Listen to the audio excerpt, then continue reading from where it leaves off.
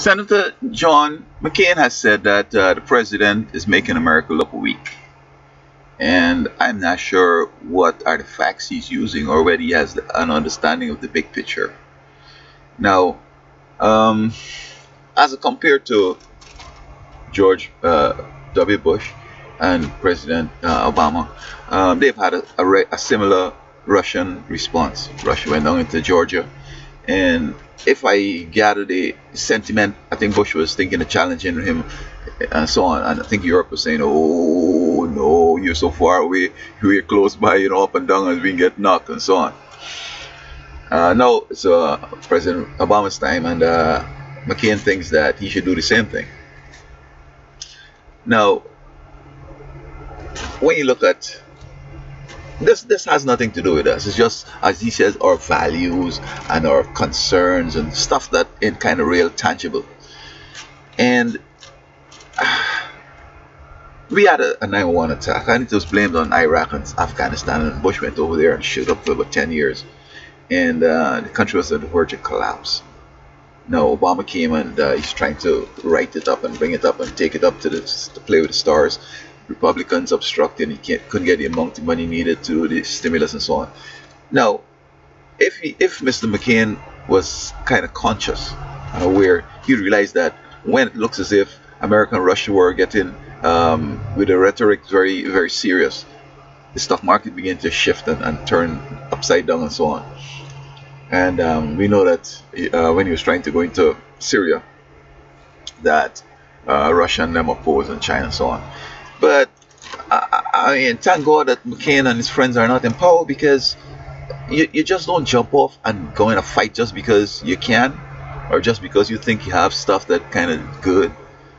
I mean, suppose now we say, okay, we can show Russia something. What we can do? Challenge Russia. Russia got no. We have no. Europe has no.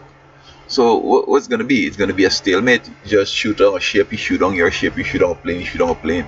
But no real serious nothing, because if it's an all-out fight, somebody's going to use nuke. And then it's going to be others and the friends going to move back and so on. And Mr. McCain doesn't understand that. Just like the Occupy saying that when they started off the occupation, they started off with one issue. And quickly it was destroyed. So what they're going to do the next time is that they're going to start something, and very quickly they're going to change it and make it complex. In other words, they're going to start saying, we want our student loan forgiven, and that sounds legit, and they go out in the street. But when they go out in the street now, they want to say we should shoot with Russia, we should pay their reparation to the blacks, we should do a whole bunch of stuff. And by the time you get through all that, and they keep changing and keep bringing in new stuff, so you're gonna have a perpetual problem, and then the economy can start slipping like in the Middle East. Over there with the so-called democratic moves, and the economy is in bad shape.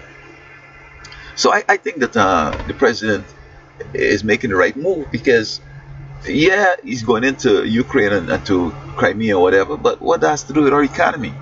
I mean, okay, suppose we go over there, we put out ships and we get in a raid, and we just pussy because no real fighting has started, just the movements, and the stock market collapse. Then he's gonna say, oh, look, the president, look what he did. People keep changing, and even if he does, some others gonna say, look what he has done. If he said it, yeah, well, I would have done the same thing, and this is a consequence of us kind of going out there and trying to show Putin that he ain't really all that bad. He can't collapse. Other people can come on saying, you see what he did, look what he did, he caused the economy to collapse, and then we have some civil problems here and all the rest of it. So I don't know what Mr. McCain knows. I don't know if he knows, like what I do, that time is running out, and that it's later than we think, and all those things that are predicted are to happen, and Obama is just keeping the peace for a little bit. He has 3 more years. He's gonna keep things calm and whatever. When he comes out, man, you could imagine the Republicans going very real quickly. In about a year time, everything is over, man. And I don't know who's in secret societies. I don't know who got help and whatever. But the secret society owner, he's really interested in coming to power. And if you can't see through the Russian move in Crimea, Syria move, all the moves to being connected to this guy who wants to take over the world, well, you're not thinking, because we see what happened in Libya. We went in there, we helped them out, they attack our interests. Now, if it was McCain, he might have gone up there and started shooting about the place again. Shooting up who? Who you gonna shoot up? You don't know who it is. If we'd gone in and helped them boys, Muslim boys in Egypt to overthrow Mubarak, then look what's happening. They keep throwing, fighting and still going in the street and this and that, and then the economy collapses. Then we have now to go in and get them money, which we need for jobs and so on here. I mean, you got to understand that, as I said earlier, that what is happening around the world, and it has always been this way, it has a bigger picture, and it's either Satan is behind it, and or the Antichrist, the guy who wants to rule the world, and you just can't go and put yourself at risk. I look at it sometimes. You go down the street, a guy's threatening you, man, I want to fight you. And when you look at this guy, you can see that basically he enabled nothing. But you go on, you punch him in his face, and then all his friends then jump in, and they're gonna stab you in your side. You might not die, but you go on and break your ribs, break your backbone, you're up in a wheelchair and all that stuff. So you have to say, look, this is not crucial. He's just talking. He has a right to say what you want.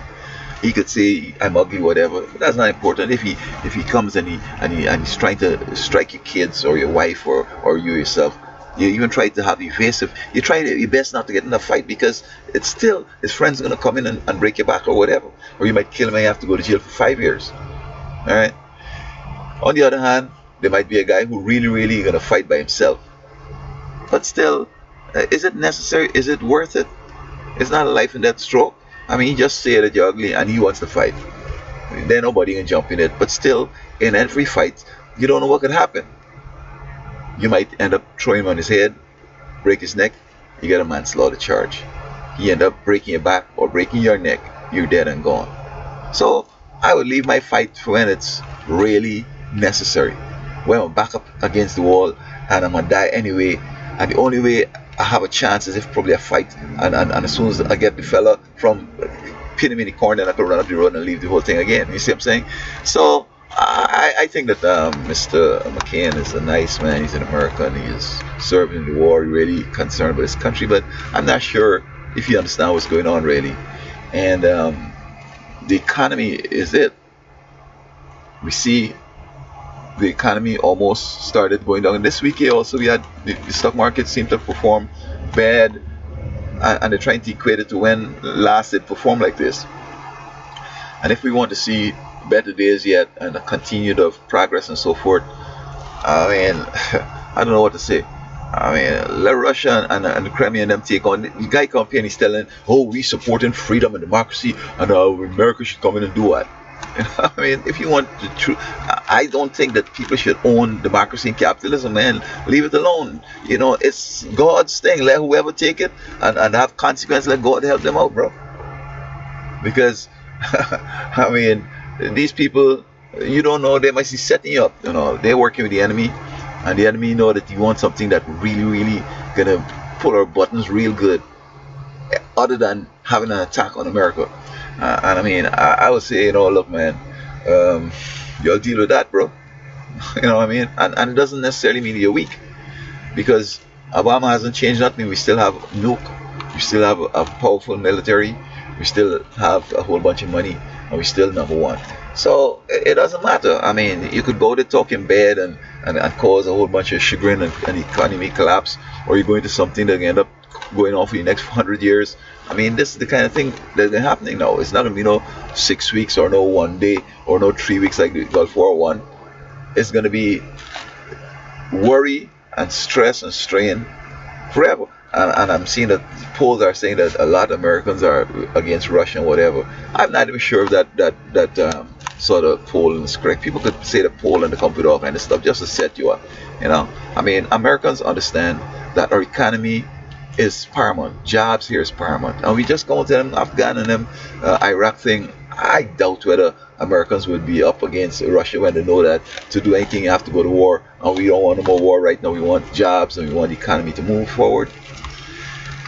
And so anybody you see that talking, unadvisedly and talking crazy, you can know that they're either influenced by the devil, or the New World Order people, or them secret societies, and they're just setting us up to go and to get ourselves into a long drawn out thing. I mean, of course, Afghan and Iraq, We could have finished that in a week, just go and bomb indiscriminately. But I mean, that's not humane, and you have problems with that.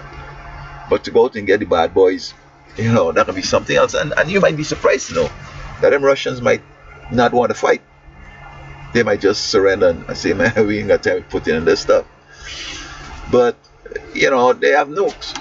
And it might not also go that way. The folks might just say, okay, the propaganda might be, oh, these Americans to go to killing these mothers and these women and the babies. The bomb just hit the hospital and maternity wing, and then everybody started to get inflamed, and then it starts to go just like big guys, to come and do something, and then it's like, whoa, it's going on and on. So in conclusion, I don't think necessarily that the president is weak. It's just that you have to weigh this thing. Is it worth it? Is it worth to go there and to get your face torn up, your back broken and put in a wheelchair, or just walk away and just say, you know what, you have freedom to do what you want? And I mean, look, they were part of the Soviet Union some time ago. Soviet Union collapsed and they went over there and all that. I don't know what NATO is doing. I don't know what Europe is doing, calling them to join with them or whatever. I mean, people are causing problems, and then they're depending on us now to show leadership and go in and teach Putin a lesson. And then they can start saying, when Putin start dropping stuff close by on them, oh, look what America has done. Oh, yeah, and America is so far away that we have time to see stuff coming in, and invasion and this and that and whatever. And they can say, and that's going to be a different set of talk. So I commend the president for showing restraint. When you can show restraint, people respect you more because they know you have powers to knock the teeth out. But it just letting them see how stupid they were, or how, they're not thinking straight. Because let me say, lastly, there was a story in Trinidad where this guy, he cut in front of the gas line, everybody, and people say, man, what you doing? He went and got a long machete, and he's swinging it, and he come and tell me, you don't tell me nothing. And there was a guy in the line, he just raised up his shirt. And when you see that revolver, he backed down real fast. He just put up that stuff. That was a cop right there. He must be praying and saying, Lord, don't let this fella shoot me. Oh no. So that's how life is. When they come up against the wrong man, they just realize that. And you don't have to bust their head. You just show them, man, look what I have here, bro. And then they say, oh, and they have themselves. For the rest of their life, they're studying, man, I could have been dead that day. That fella could have set it up and let me go swinging by him and then you just shoot me. But the guy just showed me it in advance. And I had time to put up my stuff and go away. And even then, where to get gas, we just go down the road and live in to see until today.